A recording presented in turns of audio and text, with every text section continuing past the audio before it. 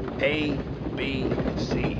A always B, B, C closing. Always be closing. Hey, what's up, everybody? Another episode of Scared Money Don't Make Money. Today, we have a special guest, the CEO of Loomly, which is the software that many of you guys know I use to help push out all my stuff to my social media. But before we get started, as always, if you like the things we're pushing out, you like the content, the audio, the video, everything, follow us on Facebook, Instagram, YouTube, LinkedIn, Snapchat, TikTok, Clubhouse, everything and anything, we're on it. So, without further ado, please introduce yourself, sir. Tell the people who you are, and then we'll kind of get into, what your company does and how you got started. Thank you very much for having me, Cameron. It's a pleasure to be on your show, and I think that what you do is really cool. Yeah, I'm Thibaud. I'm the co-founder and CEO of Loomly. Um, we are a brand success platform, meaning that we help marketing teams streamline collaboration and marketing professionals, create, produce, and distribute content in the most efficient possible way to build their brand online. Um, this is a company. I don't know if you want a full story, but Yeah, yeah. tell them, man, because I tell everyone about it. And as you know, like, I mean, you're a growing company, obviously, so it's great for people to hear kind of, yeah, the full story. Okay, cool.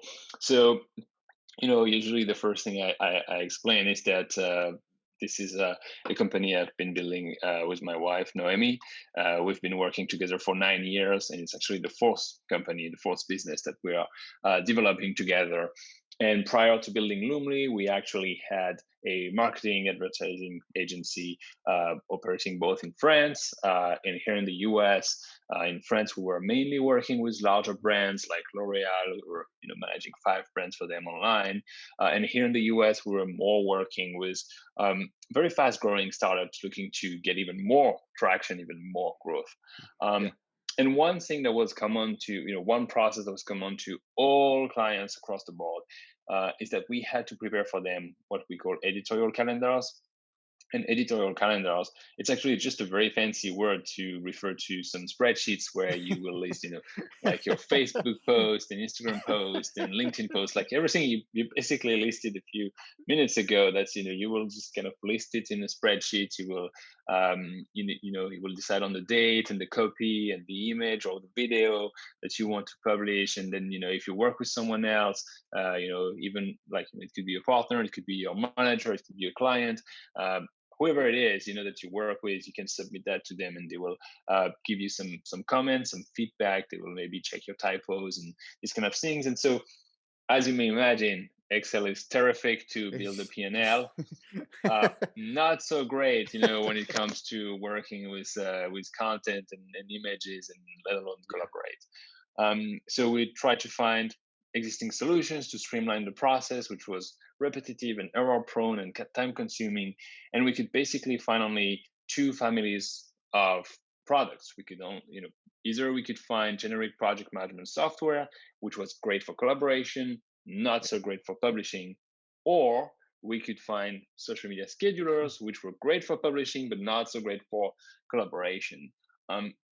So we said, what the heck? Let's build the tool that we need. I'm not an engineer. I went to business schools, 2 business schools. And so, but I learned everything on my own. I built the prototype. It was back in 2015. By the end of the year, it was, we had something up and running, very, very simple, almost nothing in common, or very few things in common with what it is today. No API connection, no publishing, nothing. It was just a very, very simple application where you could upload images and text. It would kind of generate a mock-up for you of what your post will look like on Facebook and Instagram and Twitter, and you could send that link to someone for review and approval, and that's it. No publishing, nothing.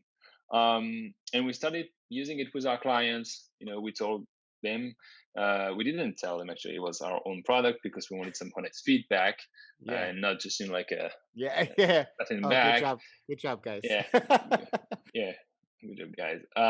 And so basically we they loved it. We even have one client that famously told us that he would fire us as an agency if he had to go back to using Excel after trying the platform. So we kind of figured out, yeah, maybe we're onto something. and we opened it up in public beta, and we reached out to social media marketing professionals in a couple of Facebook and LinkedIn groups that we were a part of. And the response was terrific. They said, yes, I've been looking for that for 10 years. I've tried 10 different tools. None of them is doing what I need. Thank you. And we're like, okay, so maybe, there is really something to it. So we opened, from there, just kind of, got out of hand, but in the right sense. We now have over 8,000 clients around the world, 8,000 marketing teams. We're growing at, over 100% per year. We just passed the $5 million ARR mark. So it's pretty crazy. It's an insane adventure. I'm really, proud and grateful to be part of this adventure. It's just amazing. Pretty crazy story. I think, any takeaway, is that, if you have, a problem, just try to fix it. And chances are other people will have the same problem. Exactly. No, and I think what I like most too is that you guys, as big as you're growing, you're still so mom and pop. Where like like I emailed you guys and I got a response in 15 minutes, and it was like, oh yeah, hey, like let's and I tell people about that, and that's one of the things I push too is like not only do I love their product, they have shown me that they do care. They care about the customer, they care about the people that they service. And that's a huge thing these days. So bravo to you guys when it comes to that. I joke, I'm like, yeah, the chief marketing officer's emails always say just reply to me, and I'm like, all right, let's see if that's true. And it was, and that's amazing. To me that's amazing. But you're 100% right about if you find a market in something that you may not, like you said, there's one solution on one hand, one solution on the other, but where's the solution in the middle, right? Yeah. So But what? thank you very much for your kind words. It's appreciated, and it's true. We do try to to eat our own dog food and to basically do what we preach, which is it's all about building trust. It's very important, trust, transparency, and every single customer has my email address, like you say, mine or Noemi's, for that matter.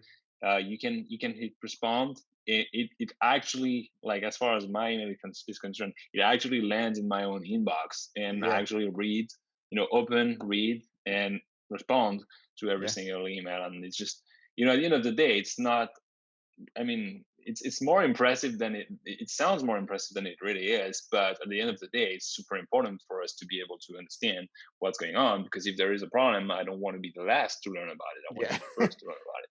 So it's pretty, I think it's really, really important. Very important. So let's start like at the beginning of your career a little bit, right? So obviously we talked about the wonderful product. So like how did you start out? So like you said, you went to school for business. Like what was the motivation there? And did you went to school overseas, or did you go to school here? Yeah, well, okay, we can go way back. Yeah, But I want to what's hear the funny? nitty. Okay, all right, yeah, no problem. What's actually funny is that essentially every single project I've done in my life and in my career, it somehow is related to what I was doing before. So it's amazing to me when I I look backward and I connect the dots, as we say. It's pretty fascinating. So I was born and raised in France. I went to business school in Grenoble, which is in the French Alps. When I was in Grenoble, I basically had the opportunity to go to Canada for my last year, right before graduation, and to basically study in Ottawa, where I got an MBA. So that allowed me to have both degrees at the same time, which was pretty cool. And while I was there, it's just pure luck. It turns out that someone who had been graduating from the exact same MBA program was Harley Finkelstein, who is basically the president of Shopify. Oh my Except that, gosh. but when we met, they were like 39 employees. I just remember, Yeah. So but it was very clear that they were like super smart, super talented, and they would go big. Yeah. So I met him, fascinated by what he's explaining. And also at that time, that was kind of a turning point in my career, because I had always wanted to be an entrepreneur and start my own business, but so far, all my internships, because in Europe you do a lot of internships, so I had done an internship only. I had done 3 internships only with very large corporations, like S&P 500, if you want. Yeah. And so then I meet this guy, and I'm like, okay, yeah, that's what I want to do. And so, but I'm fascinated. All of a sudden, I'm truly fascinated by tech, because it's something I had not really been in touch with. Um, and at the same time, I realized also I have no freaking idea of what I'm talking about. I have like zero idea of what tech is. Maybe Yeah. I had read TechCrunch once, but that was it. And so here comes Harley, talking about e-commerce, fascinating topic. And so I decided, Noemi was with me. We met in Paris, and then we moved to Canada together for the Oh, whole year. got you. Then we decide, okay, let's do something pretty crazy. And so we decided to travel around the world for 1 year. And for that entire year, it was not really like backpacking or anything. It was more like, let's do some kind of, large scale study of what e-commerce looks like in all those different countries. Because in my life, like I said, I was born and raised in France, but every time I had an opportunity to go abroad, for instance, I went for an internship in Dubai, I went to Canada for my MBA. It was just a mind-blowing experience to me. And I was like, okay, I want to understand that. I want to reproduce that, because it's, it just makes you grow, like maybe 5 years in like 3 months. So it's Yeah. super important. So I'm like, okay, let's go around the world, let's kind of turbocharge this experience and try to figure out what e-commerce looks like around the world, because there must be some interesting innovation all over the place. So we went to 12 different cities. We went to China and South Korea and Man. Hong Kong, Thailand, and Australia, and the US, of course, and then South America. It was fascinating. And during that trip, which was kind of inspired already by the MBA and meeting with Harley, then we go around the world, and then we are like a couple of months down the road, we're like, okay, maybe the best way to learn about e-commerce is actually to start an e-commerce business. um, we had, I want to say, we had less than $0 because we were basically backpacking and traveling. So even saying we had $0 would be, almost an overstatement. And so Yeah. we started this e-commerce subscription business, which was, a candy subscription business. So we would buy candy in every country that we would be visiting, and we would ship them across the world.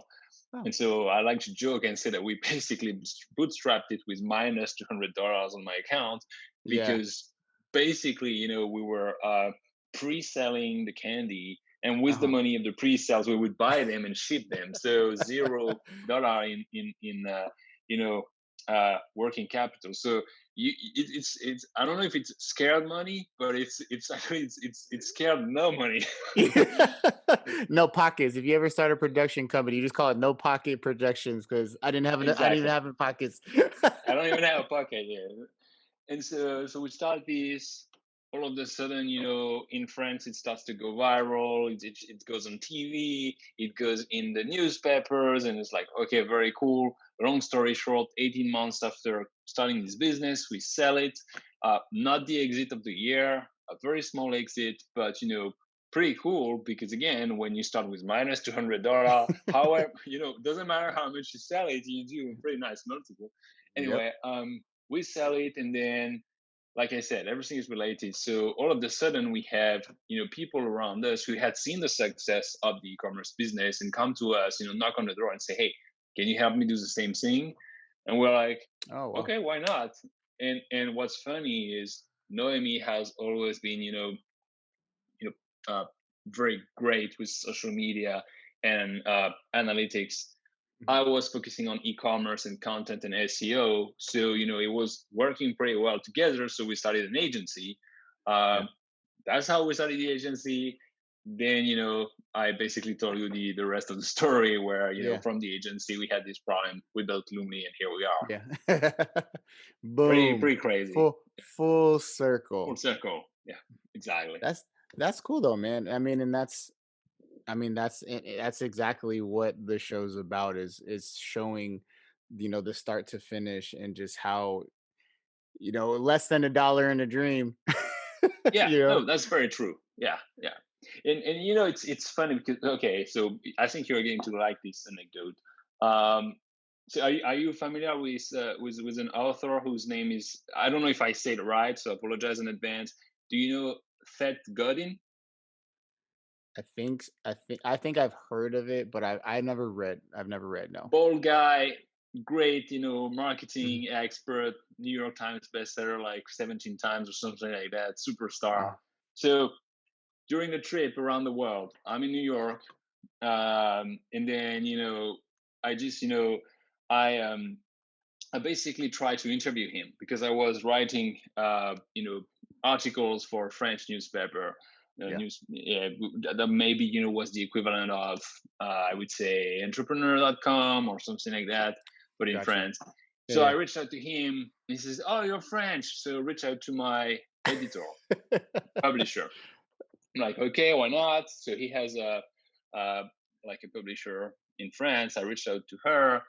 Then, Mhm. long story short, she helps me set up the interview with him. So I go, you know, I took the train and everything. I go, I meet him in person. We do the article. Fascinating, amazing guy, very, very funny, very, Mhm. very nice, very interesting, of course. Um, and then I keep in touch with the publisher. And then, you know, I was explaining that what I was doing. I was explaining the round the world trip. And she says, well, you have to write a book about what you're doing. I'm like, well, I've never done that. He said, yeah, it doesn't matter, I will help you. So then, you know, Oh but I well. was writing a lot, right? I was writing a Yeah. blog, I was writing for the newspaper, so it's not a, but you know, I had never written a book. So she says, okay, so and all of a sudden, you know, we end up with a book deal, which was pretty cool.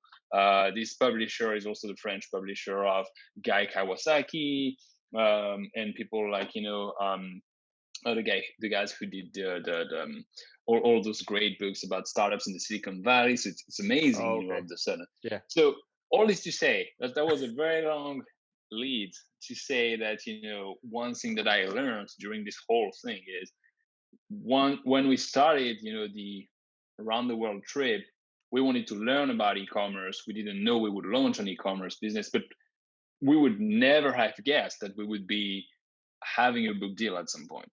And Yeah. so, you know, that's what I find interesting because when you are like, when you are evaluating a new project, a new venture, a new opportunity, you can always, you know, see potentially, you know, your upside, which is what you are aiming for. So if Yeah. things go according to plan, you can Yep. think about, you know, your risk, you know, what will happen if things don't go according to plan. But there's actually this third thing that you can never see, never even like imagine, which is, you know, these new opportunities that it's going to create for you. Uh, you could say it's kind of like increasing your luck surface area. Yeah. And that to me, that alone is enough of a reason to just start anything you want to start, just go for it. Start because maybe you will not hit your goals, maybe you'll take a few risks, but you never know what's going to come out of it. And that to me is fascinating to this day. Oh yeah, 100%. I mean, and my wife makes fun of me because I always bring up like Dwayne Johnson, The Rock. He Yeah, always says the best thing that ever happened to him was not getting into the NFL, right? of Um, course. and Yeah, uh, and that's kind of how we started this journey. You know, the podcast was formed out of the pandemic. We were out, yeah, we were bored. I was like, hey man, we're stuck at home. We love recruiting. There's no recruiters, you know, like, you know, the need. There's no other recruiters who are having these conversations. There's no other recruiters who have a podcast. From a military recruiter standpoint, you know. no, of course. Yeah, So but same just thing like you said is, you know, it started out as more of an educational mission. It's like, hey, let's just interview people, figure out this. And, you know, now I just signed on to, you know, Courageous Leadership Alliance, which is a leadership and business strategy company, because cool. they saw everything I do with social media, and you know, they're led by a prior military person.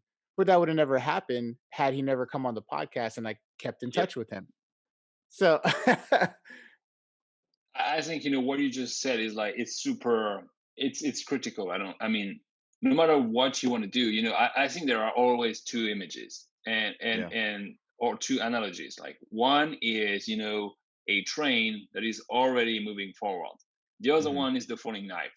So it turns out, you know, it's unfair. It's that's how it is. But at the same time, you know, you want to be aware of how things work. No one wants to catch a falling knife. So if you Oh look yeah. like a falling knife, it's going to be hard. But if you look like a moving train, everyone wants to jump on the moving train. So Yep. your job is actually to start the train and get it out of the station. That's the hardest part, but that's what you got to do. Oh, I love it. I'm using that. And that's what you did with your podcast. Yeah. No, yeah. I mean, and I've always been fortunate enough to where I have that motivation. So let's pivot. So where is Loomly headed to right now? I know I saw you guys just came out with the new Instagram feature to where it posts Yep. the first comment for you now. Yep. That was Absolutely. something I didn't even think about. Honestly, I saw it and I was like, "Oh, I didn't even think about this." Well, you know what? In fairness, we don't invent anything at Loomly. Everything we do is because we Yeah, have amazing customers who talk yeah, to us and say, hey, it would be super nice if you could do that. So can you build this feature? Can you fix that bug? Can you improve the UI here? And we're like, yep, taking notes. And then, just going back to the drawing board and just working on whatever they explain. So, we want to take very little credit because we don't invent many things. We yeah, just yeah. try to follow what our customers say who are brilliant, like you're part of them. And no, but I mean that's true. I mean, and it has been something extremely important. I'm kind of, it's a No, digression, no, but no, no. it's super important because Yes, at the end of the day, I believe the most important thing is to build something people want, and probably the yes, easiest way to build something people want is to yes. actually listen to what people Listen. want. Yeah. So we speak with over 250 customers every single day. Like I said, everyone has my email address, so that is very important. So yeah, that's where most of the inspiration comes from. And so that's for maybe the day to day, but um, actually pretty incredibly as well, that's also where the vision can come from. Yeah. It's all if you read the newspapers and the headlines, it's all about oh yeah, this guy is a visionary, he's inventing the future. Like he woke up one morning and he's like, yeah, I'm going to take you guys to Mars or whatever. Yeah. But and that in some regards, it's very true if you are in a tech push market where Mhm. the tech is creating the market and you are so disruptive that you are almost like creating a need. That's Yeah. true. You have to be that kind of visionary. I don't Yeah. I don't want to even pretend I'm that kind of guy. I'm a much more simple guy. But what we do, we are on what we call a market pool, Yeah. kind of dimension where there is a need on the market and we try to fulfill it. And we don't really see ourselves as like a disruptive technology. We are more like an incremental innovation platform where we try to get better every single day. And so what's fascinating to me is that when you are in this kind of approach, then and you speak with 250 customers every single day who give you like small pieces of feedback and data Yeah. points that when taken individually, maybe they don't give you like the full picture, but then once you But start yeah. aggregating, then you Mhm. see the full picture. You see, Yeah. oh, everyone is trying to get there, everyone is struggling with that. And so it's like, an impressionist painting. If you look at just the small touches of paint, maybe you don't really, it's just pretty abstract. But if you stand back and you look at the full picture, then it's super clear and it's beautiful. That's where the vision comes from for us as well. And what we see is that, the most important thing is building your brand online. And building your brand online, when you walk backward, it's all about telling your story in a compelling way that resonates with your audience. And when you again walk backward, you understand it's all about creating original and great content that is going to resonate with your audience. And Yeah. so when you know that, you also again you walk backward once more, and you're like, okay, what is hard when you create content? And you're like, well, what is hard is going from a blank page to 20 posts on my accounts. Yeah. And so that's what that's what we're trying to do. We're trying to help with exactly that. We are currently doing it with social media posts. We are doing it with social media ads. And kind of our dream vision is to keep expanding the types of content that we can help you with, Yeah. blog articles, e-commerce products, newsletters, because again, it's the same logic. You Yeah. create the content, you review it as a team, you make sure it's on brand, there is no typo. then you distribute it, you respond to any kind of feedback you get from your customers, you measure, and you start again. And so Yeah. that's the philosophy at Loomly. Gotcha. So do you guys have to work a lot? Do you guys have to work with the individual platforms? Because like I know you and I, when we talked before, is I asked you like about the whole like LinkedIn, right? Like Yeah, yeah, it's weird. I can't post videos to LinkedIn via, but it's because of LinkedIn side. It's not because of the software. It's because of LinkedIn. But I know there's a lot of problems at LinkedIn right now that they're trying to fix where like they got problems with their own platform that they're like, oh, like this doesn't work. So is there a conversation that happens there? yeah. So I'll start by saying, LinkedIn, they are great. Yeah. They, I mean, they are growing like crazy. Hmm. They are one of my favorite platforms, and they do a terrific job. Yeah. So just absorbing that kind of growth is just hard on its own. So I Yeah. think they are doing it very well. And then to kind of move back to your question, then so we partner with them, we integrate with their API, and so they do a great job at like building the API and maintaining the API, and also improving the API. And so it's just that sometimes they go faster to build new features on their website or their web or their applications, which makes sense. Like publishing a video to a profile, it's something that is currently available on their native apps, but not on the API. But for instance, you can publish videos through the API for company pages. So Yeah. it's just sometimes there is a little bit of delay, and because we integrate with the API, not with the web applications, well, we have to work within those limits. But Yeah. yeah, to answer your question, we work very closely with every single platform. We try to work by the book, because it's Yeah. kind of Yeah. like everything, you can No do one it the wants to right get banned. way or the shady way. We try to do Yeah. it the right way all the time, even if sometimes it's harder. But that's if you want to build something for the long haul, that's how we want to do it. And yeah, but it's exciting. We don't get bored.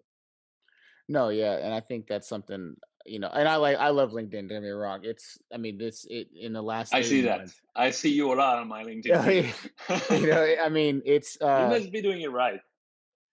I'm trying, I try and learn from everybody that I can. And I think that's, if I'm fortunate enough to, as confident as I am, I also still try and stay as humble as possible to understand that I don't know everything. And and it's also okay to ask for help. Right. And Yeah, so, of course. um, you're right. I mean, and I preach it to a lot of my military folks now too, is like, you guys got to get on LinkedIn, Facebook, Instagram. That's cool and all to like share pictures of your puppies. But like, if you guys want Yeah. to like go be business owners and things like that, unless you plan on being in some type of social media space, that's Mhm. probably where you need to go. Yeah. Um, No, I and so agree, and I think, like I said last time when we spoke, I believe it's terrific what you're doing. I think it's great. Um, I can only imagine, and maybe not even imagine what it is to transition from the military to a civil life. And so I think that you helping beyond just recruitment and helping with this transition, and what are the codes now, like how people behave online, even like more specifically, like what are the codes, how are they different between LinkedIn and Instagram, for instance. I think yeah, this is terrific. I think there are tons of opportunities, especially with veterans who have very specific skill sets, which is pretty exciting. yeah. And so I think what you do is really great in that regard. No, I appreciate it. And so, I mean, so what have you learned? So like you said your wife has been the biggest one when it comes to social media. So Yeah, what have you learned? Like, like what are I would say if you have any kind of golden nuggets for anybody, what are some things that especially through your platform, right? Because obviously yeah, it's all analytics as well. yeah. Um, I would say, number one thing, and if I have to pick only one, that would be this one. You know, consistency beats creativity every time. That Yeah. that's the number one. I mean, if you wanted to just remember just one thing from this episode, that would be it. Is that we are seeing, like I said, over 8,000 marketing teams create content, publish, and so on and so forth. And you can go viral one day, that's fine, but you will be viral for 24 hours, maybe 48, 72 if you're lucky, and then what? So you will, basically the shelf life of content is so short that basically even if you go viral one day, then it's, then the next day there will be another person going viral, or another business, or another brand, another product. So instead, what you want to do is you want to optimize your strategy not to go viral, but to consistently build your brand, build your audience, build trust, so that you basically have this connection with your community, and they trust you, they trust whatever products or services you are offering, and that's how you do it on the long run, and that's how you create value through social media.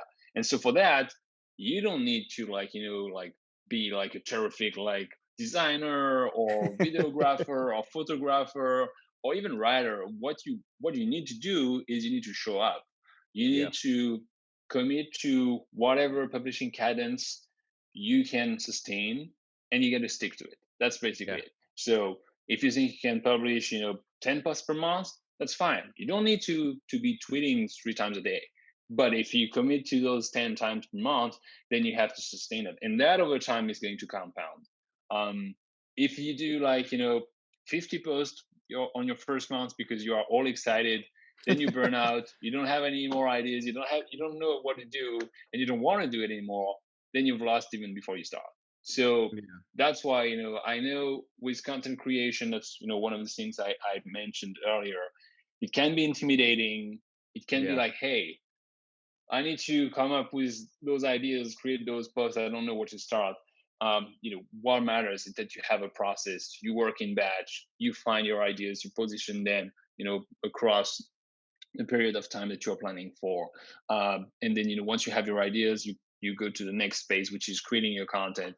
You review it, you see, you take a step back, you review how it looks as a story across the time frame, and whether it's consistent or not, and then you schedule everything. You don't have to be publishing the same day that you're creating the piece of content, and planning is actually really a key. You will probably have a harder time being consistent if you try to create your post for Monday at 10 a.m. if you try to create it Monday at 9 a.m. It's probably much better if you're like, yeah, okay, I'm sitting down, it's the 25th of the month, and I'm looking at the next month, and here is what I'm going to here is a story I'm going to tell.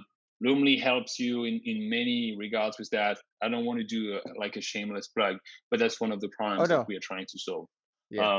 I was going to plug you after this. That's one of the great things. That's one of the great things I like is, and I think I told you that is, whenever you log in every day, it will give you a suggested 5 or 6 posts. Like, hey, exactly. I didn't know today was National Dog Day. Like, exactly. Exactly. And even when we do that, you don't have to just say, hey, happy National Dog Day. What is interesting is how you can anchor your communication around that date, around that event that is already happening. Kind of the same idea, it's already a moving train, so just jump on it. So that's probably a good one. So that would be my number one. Then if you want some other ones, it's probably to if you can collaborate with other people, because it's these days social media is rarely handled by just one person. And it, even if it's just someone who reviews what you created, it will help you with motivation, it will help you with typos, it will help you with consistency, and so that's something that I would recommend. And then the last thing again is if you do all of that, then the very last thing is think about it as a continuous improvement process, where you create your content, look at how many likes and shares and comments you get, read the actual comments and respond to the comments and messages and mentions, and then learn from that, like exactly what you said. You learn from that, and you integrate that feedback into your next content production cycle. And then this way you will get better every single time. With every single iteration, you will get better at creating content, but more importantly, you will get better at creating content that your audience like, and that is the most important part. So those would be my 3 kind of nuggets, looking at so many teams succeeding these days. One, consistency beats creativity every time. 2, collaborate as much as you can with other people. And 3, measure, and continuously improve. It fills my heart that you just said all three of those things, because I said Oh, all cool. three of those things to other people this entire week so far. Okay, Yeah, we did that. We're not colluding. It's we're yeah. It's we're yeah, good. yeah. Well, We're good. because I'm sure you've heard of the Shield app for LinkedIn.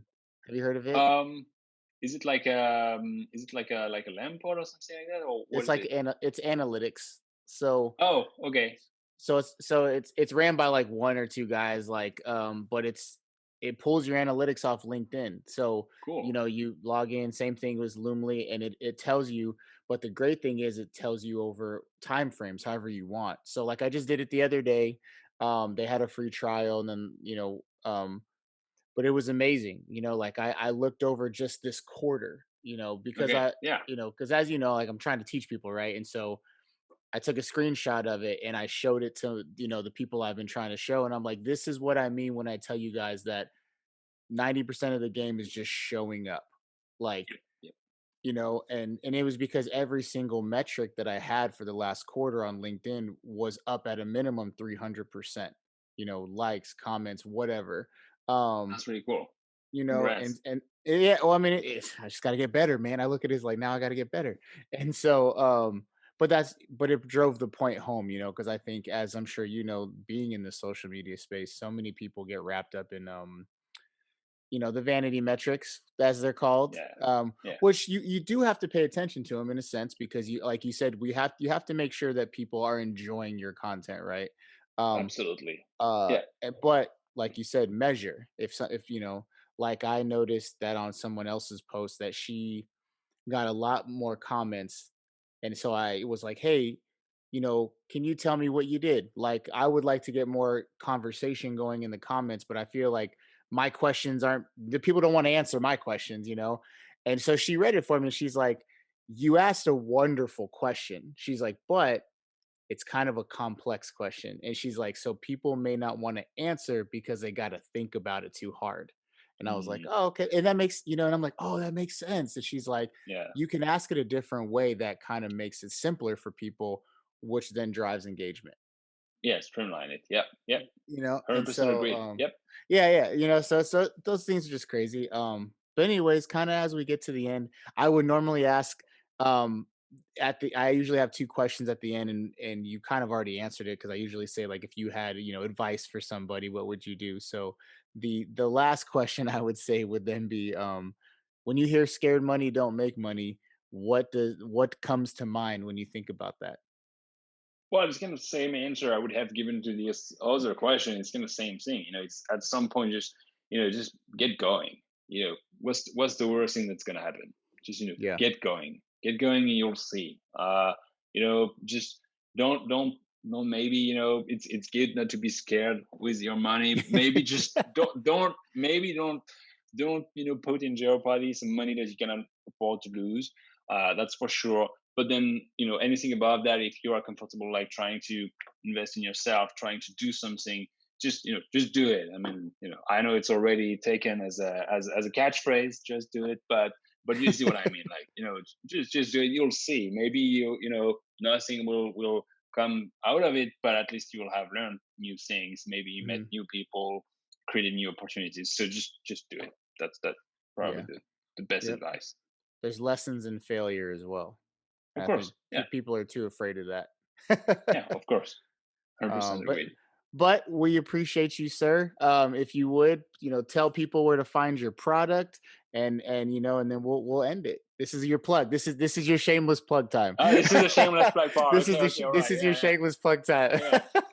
It's pretty easy then. Just go to loomly.com, and you can start your 15-day free trial, no credit card required, unlimited features. So there is like really no limitation. You can just explore the entire product, invite as many people as you want to work with you on your content, and let us know what do you think? You can reach us, in the chat on our website at any time if you have any question, and you can always shoot me an email. You will receive an email from me as soon as you sign up, so you can always respond. You can tell me you saw me on Cameron's show. You can tell me Loomly is great. You can tell me Loomly is shitty. Let me know, and we'll keep improving. No problem. I don't think anybody's gonna tell you it's shitty. You're like, man, there's always one hater. There's always one. I mean, even sometimes when it hurts, you learn even more important lessons. So, it's all right. Just let me know. This is true. Hey, I appreciate you so much for coming on. As you already know, man, I love your product. I think it's amazing. So that's another episode of Scared Money Don't Make Money. We will see y'all later. Thank you. Indulge and to learn about ourselves.